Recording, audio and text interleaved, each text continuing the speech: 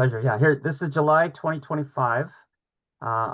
This is Randy Helton with City Hall Watch in Vancouver here. And Theodore Abbott is a special guest. We're going to talk about a brand new podcast that Theo has started. So, welcome to the show. Yeah, thanks for having me. Pleasure to be here. Yeah. So I think most of this I'll be mostly asking questions and hope you can fill us in on all the hmm content. Okay. Yeah, sounds good. So, we'd like to give a bit of a profile to your new initiative here. I've known you for I think a year or two now. I worked with you actually on a big rally we had at Vancouver City Hall in November regarding the Broadway plan, and we had like 500 people there. You were the Yeah. main organizer, and I helped open close it. We know for sure that there's a great interest in Vancouver about urban planning and about the future of the city and the role of all the stakeholders, including city council and the public and many others. So I was very glad to hear that you started off with this new concept of a podcast. And so we'd like to hear more about it right now and wish you good luck in the future going with it. So here we go. Okay. All set? Okay. Fantastic. Right. Fasten your seatbelt. So Yeah. if Strap yeah, in. so if we could start off, if you could tell us the name of your program and what the basic idea, the concept is behind it, like the elevator pitch for it. Yeah. So On-Site Report is a place-based podcast where we try to tell stories that are rooted in community. The inspiration of the podcast really comes from a concern with gentrification and globalization in cities, specifically to Vancouver, but also we do look at other cities. In our last episode, we looked at Barcelona. In the last episode, we looked at Singapore. In the episode before that, we looked at Barcelona. Um, this is a podcast I think is relevant to anyone who lives in a home or has a home or needs a home, which is more or less everyone, because the biggest topic that we deal with is affordable housing, um, and any overarching critical urban issues that people are facing in cities. It's been going for a while now. It actually started as a school project. It started as part of this undergraduate thesis that I did. And I decided to make a podcast with some friends, and now it's just kind of snowballed into an ongoing project. And it's. I mean, I love cities. I love talking about cities. I think cities are super screwed up right now. I think Vancouver's, effectively become a broken city. And so On-Site Report tries to diagnose some of that and tries to come to a better understanding of what exactly is happening in these incredibly complex little organisms that are cities. Mm. Yeah, well, it sounds like kind of stuff that's needed more than ever. And we Yeah. definitely need some fresh thinking and some fresh voices here to look at the issues. Yes. So could you tell us a bit about also your co-host in the program? Yeah, so just recently, Eric Villagomez, who Eric is the editor-in-chief of Spacing Magazine. He's also a lecturer up at UBC's School of Community and Regional Planning, SCARP. He's a writer, urban researcher, and we are kind of we're actually in the midst of cooking up a new series, which is going to be kind of depart from On-Site Report. But Eric's come on; it's just sort of a natural fit. Obviously, this is someone who writes a lot. Like Eric is constantly writing; he's constantly doing research, and so having him on the show, it just fits so well because he's always got content and material to discuss. He's always got he brings some meat in and we pick it apart. Um, in the last episode we just did, he came back from Singapore. He came back hot off of a trip to Singapore on an urban planning field school visit to the city with a bunch of planners. And that's a really interesting experience to have. And so we unpacked it and he did a great job of unpacking it. So yeah, I've kind of been looking for someone, generally the format of the show is that I'm the host and I have guests on regularly. But I think now we're going to try to do it so it's Eric and I plus a guest, or it's just Eric and I riffing. But yeah, I'm super happy to have him on. And Eric is someone who I really look up to, and as an urban researcher and as a writer, and just as an activated citizen. and he's just, yeah, it's a lot of fun to have him on, have him on the show with me now. So Great, yeah. Actually, I listened to the entire episode, the interview with Eric regarding his trip to Singapore. And it's pretty mind-blowing. You cover every, very fine, details with the planning and the history in Singapore, but it gets into some pretty deep philosophy too, and the trade-offs in urban planning in terms of, race and justice and just physical design of the city, everything basically. So it's really eye-opening. yeah, it's a bizarre. Thank you for that. It's a bizarre place, right? Singapore is not. I mean, you hear it talked about in a lot of different contexts. Either it's like, oh, it's this utopia because it's all 80% of people, 80% of residents live in public housing, or it's oh, you're talking about it with regard to Lee Kuan Yew and this sort of despotic leadership that it's had for many centuries. Not really the most stable and free democracy, a place that doesn't perform very well when it comes to civil liberties and human rights. But it's also the epicenter, it's ground zero for free market capitalism in Asia. It was the Mm, first place to really embrace that open business, open economically, um, and so yeah, it's a really bizarre mix. And mhm. like I said before, Eric did a really good job of unpacking it for us. Yeah, yeah. Pretty mind-blowing just how zooming way back out, like starting from Vancouver, Canada here, we're looking at urban planning and justice and housing issues. But the trip they did to Singapore, just it starts to look at all the trade-offs. Like if they have almost no homelessness, right? It's extremely low. And they have also quite a high level of equity in terms of who can live where in the buildings, and very high level of housing security. But there's a lot of trade-offs involved in that, and it really kind of opens up we when we're dealing with urban problems in Vancouver and Canada, it's all it's almost be without conscious awareness of all the choices that are being made and have been made, that we've inherited. Yeah, Yeah, so yeah. yeah. Yeah, and like I said in the show, it's like, what are you willing to trade? Hmm. Like if someone came up to me, if I had a genie in a bottle, and they were like, okay, I could put all those 3,000 residents of Vancouver who are living on the street right now, we could put them in homes and also provide another huge swath of uh, affordable housing for the missing middle or whatever.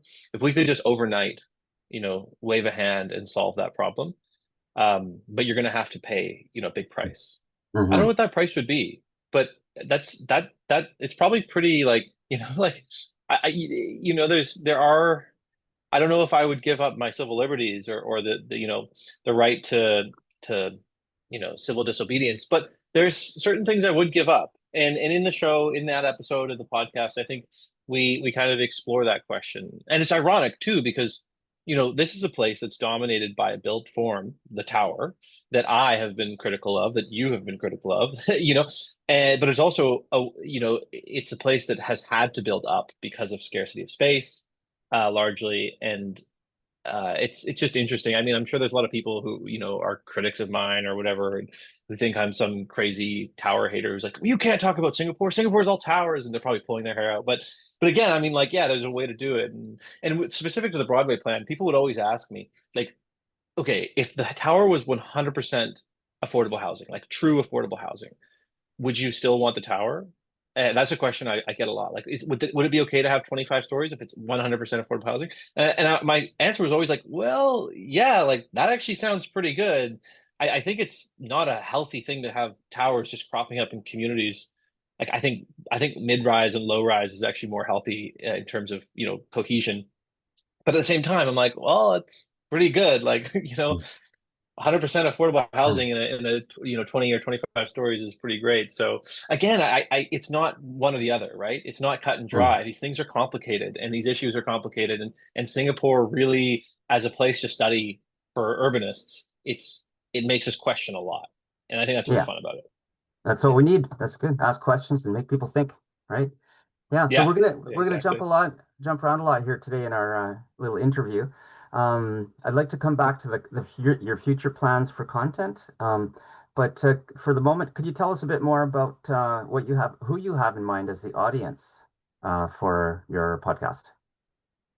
Yeah, I mean, our audience traditionally has been a pretty niche group of people who are involved in like urban issues in Vancouver, who are concerned with housing issues in Vancouver.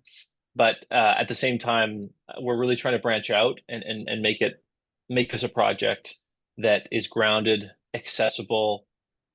We don't want to, it's so easy to get too heady, right? And too highfalutin with the subject matter, too philosophical, and we don't want that. So, yeah, the audience, like I said before, the audience is really anyone who's interested in housing issues, interested in having a home to live in, um, whether you're a renter, homeowner, or neither. Um, Mm, so yeah, I think that it has a pretty broad appeal just by virtue of the fact that housing is the number one issue right now in Canada, right? Like it's mm, kind of the biggest hot topic. So yeah, and as we go forward, you mentioned the content that we have planned. We're going to be looking at a few different cities, not just Vancouver. We're going to be branching out, but then we're also planning basically a new series, which will uh-huh. be, I think, about an 8 to 10 part series. It'll be more documentary, like podcast documentary style, um, and we're really going to dig in. We're really going to dig into this question of why we can't seem to build affordable housing. Why does everyone keep talking about affordable housing, but it can't happen? And Mm, there's some pretty interesting theories that we have as to why it's not happening. mm, And we're going to look at all of the possible theories, all of the reasons people give for why it isn't happening. And yeah, and ask some tough questions. But that'll mm, be that'll be kind of that won't that'll be like an evolution of on-site report, a newer mm. version of on-site report. Okay. Sounds good. So actually, just to extrapolate a bit, and from what I've already seen and heard, I think your audience would include not only general people who live in housing, but also policymakers, politicians, media, citizens groups, neighborhood groups, activists, and young and old, basically. But anyone, not just basically everyone who has is affected by housing policy. And Yeah, it seems also you both have a kind of Metro Vancouver or Vancouver um, foundation, but what you're talking about could be relevant all across the rest of Canada and in the international absolutely. context as well. Sounds like. Yeah, I mean the dream would be to have a bit of an influence on some policy and to think that you're making a piece of content, a piece of media that was, you know, influential enough that it could make some change. That would be Yeah. great. And it absolutely is. And especially I know a lot of, we have been lucky enough to collect a few donations recently. And I know that those donations coming in to support the podcast have come from like neighborhood groups, people who are involved, very much involved with grassroots activism, civic politics, just people who are like, I'm super confused and concerned with what's going on. And your podcast is informative to me and I want to support it, which is like, that's actually been really touching. Just recently to receive a few little donations, which is very, very, very nice. Oh, fantastic. Great. Yeah. Yeah, so it's good. And what kind of frequency do you have in mind What do you mean? for how often you plan to come up with an episode? Oh, well, I mean, ideally we're doing once a month. Hmm. I'd like to up that with to twice a month. But for our new series, that would be like a pre-recorded thing that comes out, one episode a week, Hmm. 10 episodes, one episode a week. And that you can just kind of release them because they're all already recorded. But yeah, Hmm. right now, I mean, Eric is super busy, I'm super busy, and this is a passion project, but we're trying to kind of be a little bit more frequent with what we're doing. Hmm. Okay. Could you tell us a little bit about the platform you've chosen? People can subscribe via Substack, if I got it right. Yeah, that's right. Yeah, our podcast is on it gets published through Substack. It's also available on YouTube, Apple Podcasts, Spotify. We're also on Podbean. So really anywhere you get your podcasts, you can listen to On-Site Report. But if you want to get updates, yeah, subscribe to my YouTube channel or subscribe to my Substack, which I'm also trying to give a little bit more attention to. As you know, I'm not really on social media at all, and Substack is a form of social media, so I'm trying to get better with being on there and updating. And I'm a horrible self promoter, Mm. but yeah, trying to work on it. Yeah. Can you just we're going to do a little article on City Hall Watch, and we'll in the text we'll also have all the the contact details and websites and everything. But right now in this interview, can you give us the key data we need for people to find you on Substack? The name? Yeah, if you just look up Theodore Abbott, Theodore Abbott Abbott on Substack, that'll be my Substack, and you can hit subscribe as a photo of me, and then we just have the podcast is just a part of the Substack. Yeah, that's interesting. Was so Vancouver really hit the global stage in 1986 with Expo, and in my work with City Hall Watch with Stephen Bohas, my main colleague there, we've been going for 15 years, and we've learned a lot in the process. But I often think that Vancouver is kind of like in a way, ground zero or a microcosm of what we see worldwide in terms of the dynamics between power, money, politics, housing, and everything. So, yeah, it's really interesting to be, based here, uh, dealing with all these serious problems. And I kind of feel like if we can find solutions, if we can first understand what's going on, what has happened, look at the options and solve some of these problems here, that it could actually ripple out much further beyond, Metro Vancouver and Canada and the rest of the world as well. I think we could, Yeah, share our lessons and our successes, I think. Yeah. Um, yeah, and I think it'll take for that to happen in Vancouver, it'll take um a real break. Like Vancouver is a city that's very young, and it hasn't had like a lot of as Eric would put it, it hasn't had a lot of trauma as a city. It's had its bumps and bruises, but compared to some of the other cities that are a lot older than Vancouver, we're so young still. And I think the the fact that we're this like, adolescent preteen city is one of the reasons why we've become ground zero, as you say, or almost this like sort of experimental lab for just like Wild West, mm, no holds land speculation, capital investment. Um, and it's going to take some time. Like I think it's going to take some time or like a serious correction for Vancouver to be mhm, able to turn itself around. I don't know if that'll come from, electoral politics. I don't know if it'll come from grassroots movements. I don't know, but it's going to mhm, take like a real like with the campaign.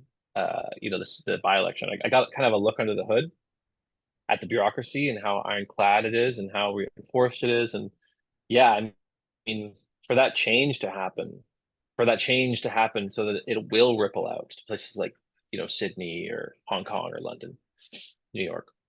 It's going to have to be a big change. It's going to have to be a big, serious. It'll have to of like, yeah. reckoning, and then maybe we're in that moment right now. But yeah, Yes. Let's hope change for the positive. I ran for mayor of Vancouver in 2011, and it was a very interesting experience. And since you mentioned yourself running as well, there was a by-election on April 5th, 2025 for two council seats, and you ran with Team for Livable Vancouver along with Colleen Hardwick for two council seats. And unfortunately, you didn't get elected. But could you give us the Coles Notes version of your experience? Cold What? notes. I Yeah, mean, or in a minute. overall, yeah, overall positive. I don't know if I would do it again, but I learned a lot, and it was really a rewarding experience to take part in this like collective clobbering of ABC. ABC's two candidates. I don't even think they broke 10,000 votes. Hmm. That was great. And like I said, I also gained a lot of perspective. I got a kind of a very insightful look under the hood. And I learned a few things about the way that the city works, which I think is I'm still, months later, I'm reflecting on that experience and I'm still learning things. But Mm. yeah, I mean, and kudos to anyone whoever has stood. Kudos to you. Kudos to anyone who's ever decided to run for public office, because it's freaking hard It's and grueling. Yeah. exhausting. Yeah, it's grueling. So yeah, Interesting, though, that this discussion about urban planning is all in the context of the democratic systems that we have that elect mayors and councils every in Vancouver, sorry, in BC, it's every 4 years. But that's an important context, the political aspect of all this stuff, and yeah, who influences that. So anyway, I think we've got to wrap up soon here. Do you yeah. have any final thoughts, message to the audience today regarding your podcast and your hopes for the future? Yeah, well, I guess this being City Hall Watch, I think, thank you for having me on. City Hall Watch does super important work. And I think that like I said before, we're in a really interesting moment in our city's history. And I think it's really important to continue to be active and to be involved. Um, One of the major takeaways from the election was the need for a ward system, which we'll talk about some other time. But I've been advocating in my own ways for an establishment of some kind of ward system, some kind of neighborhood representation, because we don't have any in Vancouver. It's all at large. All the councilors are elected at large. But yeah, this is an interesting moment, and I think that it's good if people get involved, and if listening to this podcast, is part of your involvement or part of how you sort of engage with civics or engage with urban issues, then that's great. And if you want to learn more, I think this is a kind of an easy and accessible podcast to do that. So check it out, On-Site Report, and yeah, coming out with some new episodes soon. And then Eric Villagomas and I have a very, very interesting new series that we're going to be releasing in hopefully the next few months. So, Great. Well, thank you very much, Theo. So this, on behalf of City Hall Watch, we wish you good luck in the coming days, weeks, and months and years. I think that you're a very welcome voice on the scene of civic affairs and urban planning. I think the stuff you've covered and you're planning to cover is a very valuable addition to the discussion. And so we definitely encourage people to look for Theodore Abbott on Substack and sign up, subscribe, and donate to support them. And send them ideas too. Yeah. Thank you, Theo. thanks, Randy. Okay. Appreciate it. Take care. Good luck. Bye bye.